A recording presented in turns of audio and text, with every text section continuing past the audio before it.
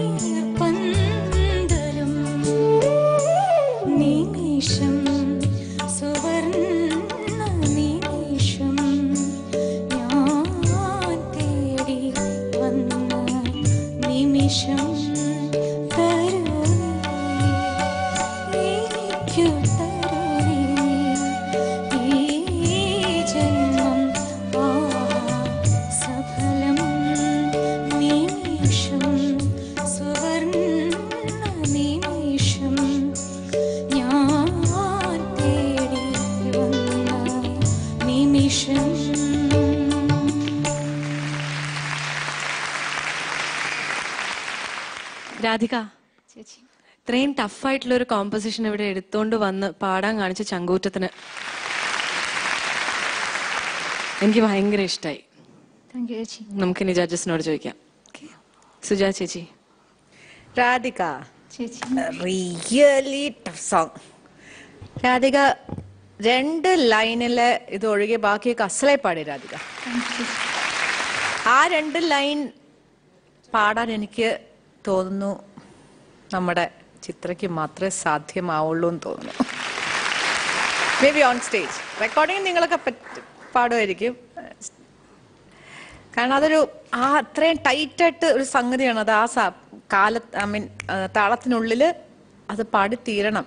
Very difficult.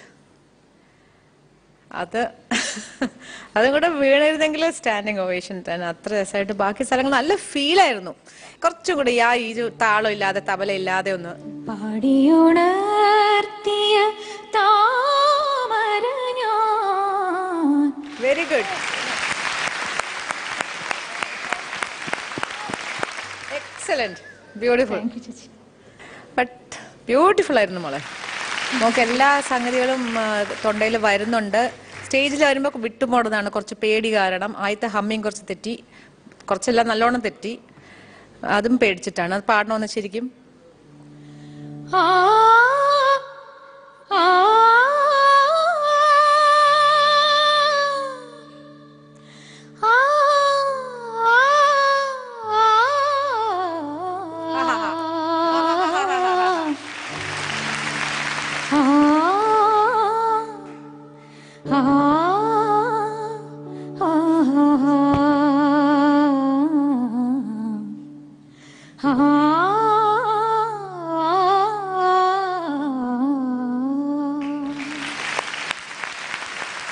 Talented girl.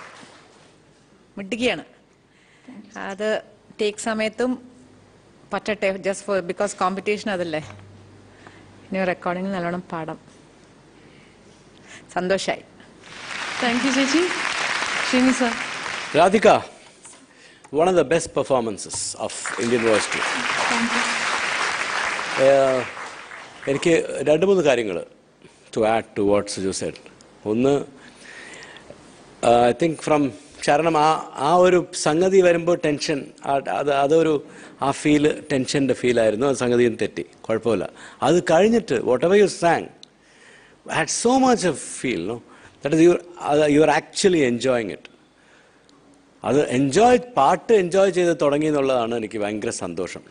The second thing is, എനിക്ക് ചിത്രയുടെ ഓർമ്മ വന്നില്ല രാധിക പാടുമ്പോൾ. രാധികയായിട്ട് തന്നെ പാടി എന്നാണ് എനിക്ക് തോന്നുന്നത്. Really those two completely go to your credit. എനിക്ക് ഭയങ്കര ഇഷ്ടമായി. ഓവറോൾ ഇത് എന്തൊരു ഉഗ്രൻ കോമ്പോസിഷനാണ്. It's such a beautiful composition. The orchestra was amazing. And strings and Sushant സന്തൂറൊക്കെ വായിച്ചത്, അലിച്ചൻ, നമ്മുടെ എൻറ്റയർ ബാൻഡ് എല്ലാവരും very very good. Radhika. Thank you Shini sir. Sharath sir. Radhika നന്നായിരുന്നു. രാധിക അപ്പോൾ ഇതിൽ ഇപ്പോൾ എന്താ പറഞ്ഞ ഈ പാട്ടിന് ഞാൻ കേൾക്കുമ്പോഴേക്കും ഞാൻ ചുമ്മാ തമാശയ്ക്ക് പറയും, ഇത് ചെയ്തിട്ട് ഇതിൻ്റെ ടെമ്പോ പെട്ടെന്ന് പാട്ട് തീരാൻ വേണ്ടി കൂട്ടിയതാണോ എന്ന്. ഒരു 80 ചെയ്തിട്ട് ഒരു 95 ഒക്കെ ആക്കിയതാണോ നിൻ്റെ അച്ഛൻ എന്ന് ഞാൻ ചോദിക്കാറുണ്ട്. ഞാൻ ചുമ്മാ തമാശയ്ക്ക് കേട്ടോ. അപ്പോൾ അത് ചേച്ചി പാടിയേക്കുന്നത് കേൾക്കുമ്പോൾ നമുക്ക് വളരെ ഈസി ആയിട്ട് തോന്നും. അതാ മഹാഗായികയുടെ ഒരു ശക്തിയാണ്. അല്ലാതെ വേറെ എന്ത് പറയാനാണ്. ചേച്ചി ചുമ്മാ ഇങ്ങനെ കുരു വായിക്കാത്തൊരു എലി കിടന്ന് ഓടുന്നോണം പാടി വെച്ചേക്കുക. അത് പിന്നെ ഞാൻ പറയാം അത്ര ഇതുണ്ടോ. ശരി, ജെംസ്, ചേച്ചിയുടെ വായിലൊക്കെ ജെംസ് കിടക്കുന്നതാണ്. എന്താണ് അതിനൊരു കറക്റ്റ് എക്സാമ്പിൾ വേണ്ടേ പറയാൻ. എലിയല്ലേ മരണപ്രാളം എടുത്ത് ഓടുന്നത്. അപ്പോൾ അത് വേണം കറക്റ്റായിട്ട് പറയാൻ. അപ്പോൾ എന്ത് ഓട്ടോറിറ്റീസ് അസാധ്യമായിട്ട് പാട്ടുണ്ട് ചേച്ചി. അപ്പോൾ അത് എനിക്ക് ചേച്ചിയെ തന്നെ ഓർമ്മ വന്നു രാധിക പാടുമ്പോൾ. അത് ചേച്ചിയായിട്ടുള്ള ഒരു മാനസിക അടുപ്പായിരിക്കും. അപ്പോൾ ചേച്ചിയെ വല്ലാണ്ട് ഞാൻ മിസ് ചെയ്തു. പോട്ടെ. പിന്നെ എൻ്റെ അച്ഛനെ പറയാമല്ലോ. അത് മരിച്ചതിന് ശേഷമാണ് കല്യാണം നടന്നത്. ഇല്ലാന്ന് കെട്ടത്തില്ലായിരുന്നു ഞാൻ. ഡെഫിനറ്റായിട്ട് എന്നെ മനസ്സിലായാണ് അദ്ദേഹത്തിന്. അങ്ങനെ തരത്തില്ലല്ലോ. പിന്നെ മോളെ അതിപ്പോൾ ഈ ആലാപിൻ്റെ എൻഡിലെ ആ പോർഷൻ ഒന്നും പാടുമോ?